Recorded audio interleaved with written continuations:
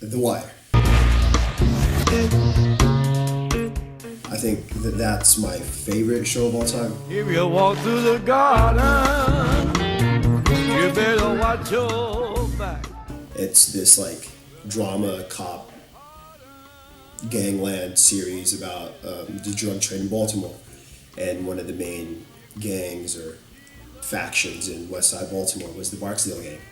So with that, like they, in a way, like I guess they were distributing dope in the streets of Baltimore. So I play on that, like I want to make dope stuff, I guess, and so I just took on that name. Well, I beg your pardon, walk a straight and narrow track. My name is Riff Nito, and I run Barksdale Supply Company. My name is Liam Byerly, and I am the founder, lead designer, creative director. Pretty much, I do everything with the brand Unidentified Corporation. Unidentified is just a name that can go with anything, and it doesn't limit me. I don't have to design a certain way. I don't have to think a certain way. I can just print whatever I want. The second part of that corporation came about as a play on all the corporate brands, like the mall brands, all the brands that don't really care about who's wearing their shirts. They just only care about sales. Can a young nigga get money anymore? Tell Peter my mint is dragging on the floor.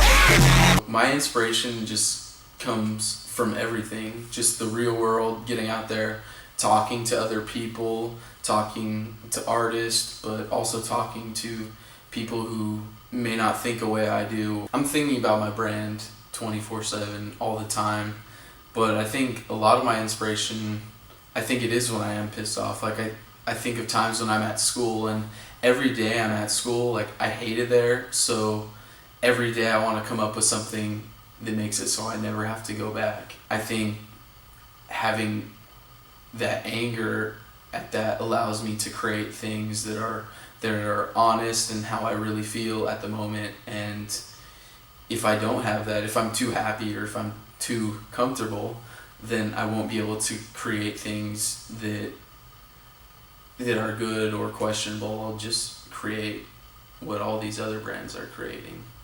But movies, like, man, Quentin Tarantino is a god to me, obviously. He's like Pulp Fiction, Kill Bill Volume 1 is like one of my favorite movies.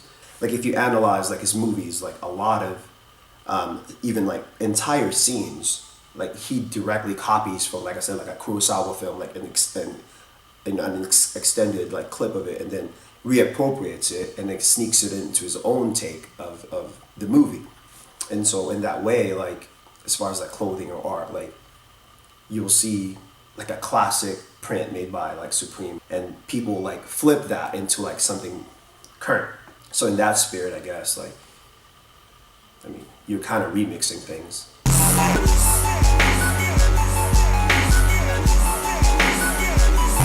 I have bootleg copies of Adobe Illustrator, InDesign. There's always YouTube. Like you gotta love YouTube and Google, just because like, oh, how do I like make a round like shape with like text or whatever, and then just Google that, boom, boom, boom, and then 15 minutes later you know how to do it. I started out creating my designs in GIMP and also sending designs to people that I had met either through the internet or just in person that are more versed graphic designers. I currently use Adobe Illustrator. I just got Creative Cloud and I'm really excited about that. The main ideas, they just come to me, they stick in my head, and I try my best to translate that into Illustrator.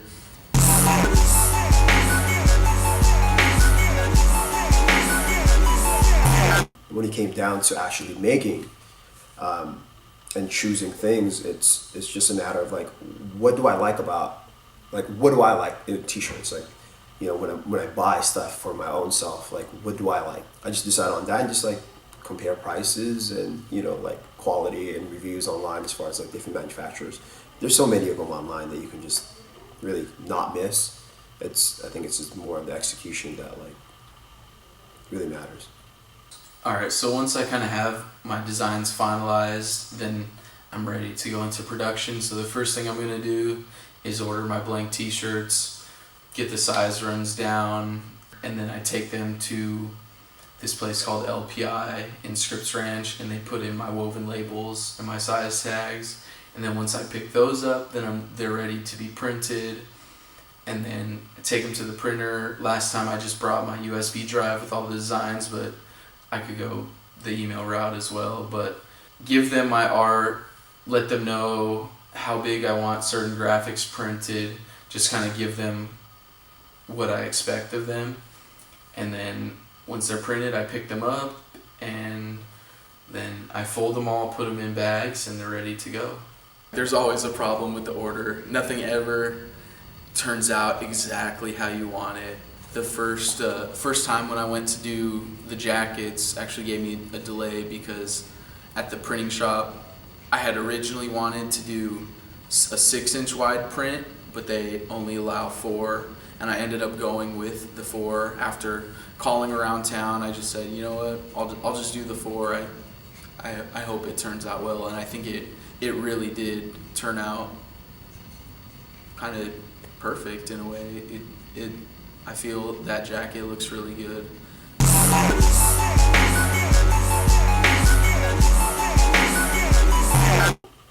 As far as like marketing and pushing the product to make sales, I think social media is a big factor in it.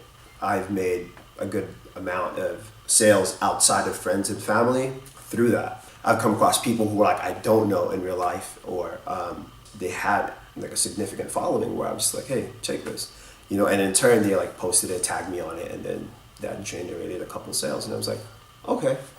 All right, so in the very beginning, it was kind of cheesy. I started texting my friends like, hey, I'm making shirts. Do you want to buy one? But now it's definitely changed, where I shoot a full lookbook for all my products. I get nice pictures. I have a website that accepts all forms of payment. I deliver the shirts personally, but that hasn't changed. I've started to utilize social media more. I use my personal Twitter, my personal Instagram, and then I have an Instagram for the brand. Through social media, I've actually been able to meet a lot of cool people that have supported my brand. Zach from Fuck the Population, I sent him a picture of the God Can't Hear You shirt, and he replied, I want that. So got his contact info and was able to send him one. And then once he got it, he tweeted a picture of it, said, this tee is nuts, thanks at Liam Byerly. I got a good amount of followers that night. I got a few sales from it within that next week, and he wore the God Can't Hear You shirt at the Huff Store grand opening on Fairfax, which in my opinion is really cool, and for someone who is just kind of starting. Stickers. It's almost like a calling card these days, just like you go to your favorite places where like you eat at. Like I have plenty of stickers on the window of neighborhood, because people just put stuff on there. And bars that I go to, like drop them off in the bathroom, pins, like I'll just like sometimes like I'll have a handful of pins for my car and just like put them on, put on El Camino, like, washroom, like counters and stuff.